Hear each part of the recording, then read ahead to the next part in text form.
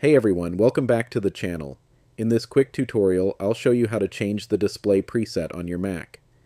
If you're a creative professional working in photo editing, color grading, or video production, choosing the right preset can make a big difference in color accuracy and overall visual quality. Let's jump in. First, click the Apple logo in the top left corner of your screen and choose System Settings.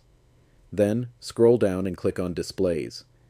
If your Mac supports advanced display modes, like ProMotion, HDR, or P3 color profiles, you'll see a drop-down labeled Preset. Click on that preset menu to view your available options.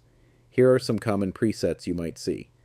Apple XDR Display P 3-1600 nits. Great for general use with high brightness and wide color support. HDR Video P3-ST 2084. Ideal for video editors working with HDR content. Photography P3-D65. Perfect for photographers who need precise and consistent color tones. Internet and web sRGB. Best for designing or previewing content intended for web use. Simply select the preset that best fits your workflow. For video work, go with HDR Video or P3-ST 2084. For photo editing, P3-D65 is your go-to. And for web-based projects, sRGB gives you the most accurate browser color match. Depending on your Mac model, you might also see options to adjust refresh rate, enable True Tone, or toggle night shift. Feel free to fine-tune those for your comfort and productivity. And that's it.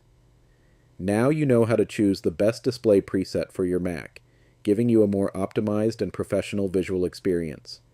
If you found this video helpful, give it a like, subscribe to the channel, and don't forget to hit the bell icon so you never miss future Mac tips and tutorials. Thanks for watching, and I'll see you in the next one.